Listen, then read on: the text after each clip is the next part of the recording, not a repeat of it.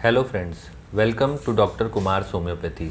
मैं डॉक्टर सौरभ कुमार आप सभी का स्वागत करता हूं। आज हम लोग बात करने वाले हैं हेमरॉइड्स यानी पाइल्स या फिर बवासीर के बारे में। हेमरॉइड्स जो है ये बहुत ही कॉमन डिजीज़ हो गई है आजकल। मेनली ये कॉन्स्टिपेशन के साथ होती है, कॉन्स्टिपेशन के कारण होती है। दो प्रकार के हेमरॉइड्स जो हैं वो पाए जाते हैं।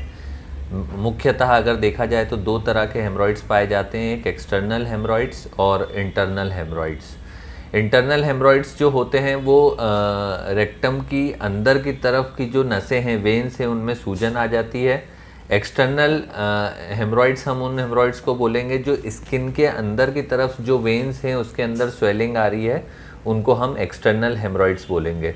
कुछ एक लक्षण हैं जो हेमरॉइड्स के बारे में बताते हैं। मुख्यतः दर्द, जलन और खून का आना मल के साथ ये हेमरॉइड्स के मेन सिम्टम है। लेकिन जैसे मैंने आपको हेमरॉइड्स की वैरायटीज़ बताई कि ये मुख्यतः दो प्रकार के होते हैं, एक्सटर्नल और इंटरनल, इसी तरीके से इसके लक्षण भी आते हैं। तो एक्सटर्नल हेमरॉइड्स में अगर हम देखेंगे तो अंडर द स्किन जब वेन्स में सूजन बहुत ज़्यादा आ जाएगी, स्वेलिंग हो जाएगी, वहाँ पर मस्से जैसा निकल जाएगा, तो उसमें सबसे ज़्यादा जो है पेशेंट को स्टूल पास करते हुए या दिन भर इरिटेशन होगी, हल्का हल्का पेन होता रहेगा, बर्निंग होती रहेगी, रेक्टम में, एनस में बहुत ज़्यादा स्वेलिंग होगी, पूरे एनस में स्वेलिंग मिलेगी वहाँ पर, और उसको ब्लीडिंग भी हो सकती है।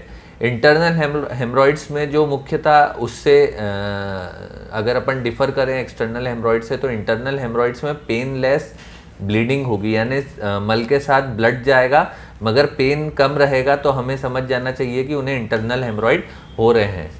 और ब्लीडिंग के बाद उसको पेन और इरिटेशन ये दिन भर बना रहेगा। एक और प्रकार मैं आपको बता रहा हूँ, उसको बोलते हैं थ्रोम्बोज्ड हेमरॉइड। थ्रोम्बोज्ड हेमरॉइड मतलब किसी जगह पे अगर खून का थक्का जम जाए वहाँ पर एनल रीजन में, तो उसको हम थ्रोम्बोज्ड हेमरॉइड बोलेंगे। वहाँ पर ब्लड इकट्ठा हो जाएगा जो बहेगा नहीं। इस कंडीशन में सूजन बहुत ज़्यादा मिलेगी, वहाँ पर पेशेंट को बहुत ज़्यादा सीवियर पेन होगा, स्वेलिंग, इन्फ्लामेशन, और एक अगर हाथ लगा के पल्पेट करेंगे वहाँ पर तो हार्ड लंप जैसा वहाँ पर फील होगा। तो ये तो हो गई अपनी वेराइटीज़ हेमरॉइड्स की, इंटरनल, एक्सटर्नल और थ्रोम्बोज्ड। और उसके लक्षण की कैसे हम जाने, कि लक्षणों से ही हम ये कैसे जाने कि हेमरॉइड्स कौन सी वैरायटी का है, इंटरनल है, एक्सटर्नल है या थ्रोम्बोज्ड है। अब हम पहले ये जाने कि हेमरॉइड्स जो है वो होता क्यों है, क्या कारण है हेमरॉइड्स होने के, पाइल्स होने के कारण क्या है, कैसे हम उनसे अपना बचाव कर सकते हैं। तो सबसे ज़्यादा अगर किसी भी कंडीशन में रेक्टल रीजन में एनस पे बहुत ज़्यादा प्रेशर पड़ेगा, बहुत ज़्यादा प्रेशर वहाँ बनेगा, तो हेमरॉइड्स होने के चांसेस होते हैं। अगर किसी को बहुत ज़्यादा प्रेशर लगाना पड़ रहा है स्टूल पास करने के लिए, तो वहाँ पर हेमरॉइड्स होने के चांसेस है। अगर कोई स्टूल पास करते हुए बहुत ज़्यादा लंबे समय तक उसको बैठना पड़ रहा है तो भी हेमरॉइड्स हो सकते हैं। अगर किसी को बहुत ज़्यादा क्रॉनिक कॉन्स्टिपेशन या क्रॉनिक डायरिया, यानी बार बार उसको स्टूल जाना पड़ रहा है या स्टूल जाने में समस्या हो रही है, तो भी उसको हेमरॉइड्स हो सकते हैं। अगर मोटापा है तो भी हेमरॉइड्स जो है वो हो सकते हैं। प्रेगनेंसी के केसेस में हमने ज़्यादातर देखा है कि प्रेगनेंसी में स्ट्रेचिंग ऑफ रेक्टम के कारण जो पेशेंट है उसको बाद में हेमरॉइड्स की परेशानी हो सकती है कुछ समय के लिए। एनल इंटरकोर्स अगर होता है तो भी हेमरॉइड्स हो सकता है। अगर खाने में लो फाइबर डाइट आदमी ले रहा है तो भी जो है कॉन्स्टिपेशन होगा, और फिर सीवियर कॉन्स्टिपेशन के कारण वहाँ पर हेमरॉइड्स हो सकते हैं। अगर बहुत ज़्यादा हैवी लिफ्टर है, एक्सरसाइज करता है आदमी और बहुत ज़्यादा हैवी लिफ्टिंग कर रहा है, तो मसल स्ट्रेच होने के कारण भी हेमरॉइड्स हो सकते हैं। तो ये तो कुछ कारण थे जिन कारण से हेमरॉइड्स हो सकते हैं।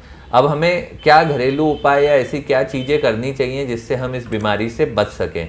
तो कुछ एक बहुत आसान उपाय हैं। एक तो आप अपने खाने में फाइबर की मात्रा बहुत ज़्यादा बढ़ा दें, जितना ज़्यादा हो सके उतना ज़्यादा हाई फाइबर में डाइट लें। आप फ्रूट्स लें, वेजिटेबल्स लें, ग्रीन वेजिटेबल्स बहुत ज़्यादा खाएं। पपीता बहुत उपयोगी होता है पेट साफ करने के लिए, कॉन्स्टिपेशन क्लियर करता है। आप पपीते को ज़रूर इस्तेमाल करें। नारियल की गरी होती है, नारियल की गरी को आप अच्छे से, अगर रात को रोज़ एक गीली नारियल की गरी खाएंगे तो पेट अच्छे से साफ़ होगा। सौंफ को गीला करके रख सकते हैं और वो सौंफ सुबह अच्छे से चबा के खा लें और उस पानी को पी लें तो भी पेट साफ़ हो जाएगा। रात को एक ग्लास पानी तांबे के बर्तन में भर के रख दें और सुबह उठते ही उस पानी को पीने से पेट बहुत आसानी से साफ हो जाता है। ये कुछ एक चीज़ें हैं जिससे कॉन्स्टिपेशन से हम बचाव कर सकते हैं। दिन में कम से कम 10 से 15 ग्लास पानी पीना चाहिए ताकि हमें कब्जियत ना हो, मोशन आराम से पास हो जाए। तो फ्लूइड इंटेक बहुत ज़्यादा हो, इससे भी कॉन्स्टिपेशन में आराम मिलता है। फाइबर हम अगर कम खा रहे हैं खाने में तो हम किसी प्रकार का कोई चूर्ण ले सकते हैं, फाइबर सप्लीमेंट ले सकते हैं, जिससे हमारे शरीर में जो फाइबर की मात्रा है वो पूर्ण हो सके। तो फाइबर सप्लीमेंट अगर किसी को बहुत सीवियर कॉन्स्टिपेशन है तो लेना चाहिए। जब भी आपको स्टूल की डिज़ायर हो तो आपको इमीडिएट स्टूल पास करने जाना चाहिए, उसको ज़्यादा देर तक होल्ड नहीं करना चाहिए। ज़्यादा देर होल्ड करने से भी आपको पाइल्स की शिकायत जो है वो हो सकती है। एक्सरसाइज बहुत ज़्यादा हैवी नहीं करनी चाहिए जिससे रेक्टम मसल्स पे बहुत ज़्यादा स्ट्रेच या स्ट्रेन पड़े। अगर आप पहले से अफेक्टेड हैं तो एक्सरसाइज करना बहुत अच्छा है, आप रेगुलर एक्सरसाइज करें, उससे आपको कॉन्स्टिपेशन में बहुत आराम मिलेगा। लेकिन अगर आप अफेक्टेड हैं तो ऐसी कोई एक्सरसाइज ना करें जिससे आपके रेक्टम एनल रीजन में स्ट्रेन पड़े।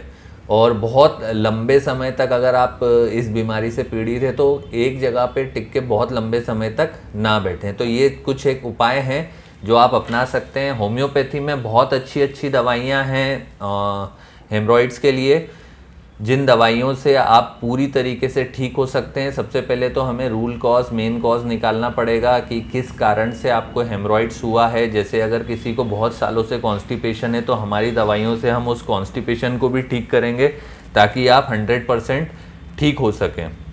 मेरे पास क्लिनिक में बहुत सारे मरीज आते हैं जो 2 बार 3 बार सर्जरी पहले करवा चुके होते हैं, लेकिन प्रॉब्लम फिर से उनको रिकर हो जाती है, वापस से पाइल्स जो हैं वो बनने लग जाते हैं। तो इसका एक ही कारण है कि वो अपना कॉन्स्टिपेशन, अपनी बॉवल मूवमेंट सही नहीं कर पाते, जिससे उनको ये प्रॉब्लम रिकर होती रहती है। तो अब हम बात करते हैं होम्योपैथी दवाइयों के बारे में। होम्योपैथी में बहुत अच्छी दवाइयाँ हैं। एलोए सुकोट्रिना है। एलोए सुकोट्रिना को पहचानने के लिए जो पेशेंट होगा एलोए का, उसको या तो सीवियर बहुत ज़्यादा कॉन्स्टिपेशन होगा, स्टूल के साथ फ्लूइड निकलेगा उसके स्टूल में, और जो पाइल्स का करेक्टर है वो बंच ऑफ ग्रेप्स यानी गुच्छे में वहाँ पर पाइल्स मिलेंगे। तो ये कुछ एक पिक्यूलियर सिम्टम है एलोए सुकोट्रिना के। अगर क्रॉनिक डायरिया या क्रॉनिक कॉन्स्टिपेशन के कारण किसी को पाइल्स हुए हैं तो उसमें ये बहुत उपयोगी है दवा। दूसरी दवा है एस्क्युलस। एस्क्युलस में जो बहुत ही करेक्टरिस्टिक एक पेन मिलेगा, उसको बहुत सीवियर पेन होगा रेक्टम में, और वहाँ पर प्रिकिंग यानी चुभने जैसा दर्द होगा। तो चुभने जैसा दर्द अगर किसी पेशेंट में पाया जाता है, उसको बहुत ज़्यादा प्रिकिंग पेन, पेशेंट आपको बताएगा कि मुझे चुभन वाला दर्द हो रहा है, तो एस्क्युलस दवाई जो है बहुत उपयोगी होगी इसमें। एस्क्युलस बहुत अच्छा काम करेगी और पेशेंट ठीक हो जाएगा। इसके अलावा रेटाइना बहुत अच्छी दवाई है। रेटाइना का पिक्यूलियर सिम्टम ये है कि पेशेंट आके आपको ऐसा बोलेगा, जब वो स्टूल पास करता है तो फॉरेन बॉडी सेंसेशन उसको फील होता है रेक्टम में, या फिर वो बोलेगा कि मुझे कांच जैसा फील होता है रेक्टम में कि कुछ अड़ रहा है। तो ये सिम्टम जो है रेटाइना को स्पेसिफाई करता है। तो रेटाइना हम ऐसे केसेस में यूज़ कर सकते हैं। और भी बहुत अच्छी दवाइयाँ, जैसे थूजा बहुत अच्छा काम करती है हेमरॉइड्स पे। हेमेमिलिस, अगर बहुत ज़्यादा हैवी ब्लीडिंग हो रही हो, ब्लीडिंग बहुत ज़्यादा हो, तो हेमेमिलिस बहुत अच्छा उपयोग में लें।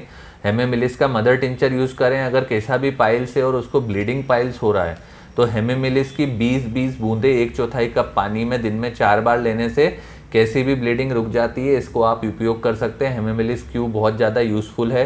कोलेनसोनिया इसमें बहुत अच्छी दवाई है। बायोकेमिक में हम बात करें तो बायोकेमिक में स्पेसिफिक 17 नंबर आती है। बायो 17 नंबर किसी भी होम्योपैथी केमिस्ट में मिल जाएगी जो पर्टिकुलर हेमरॉइड्स के लिए होती है। आप बायो 17 4 गोली दिन में 4 बार लें।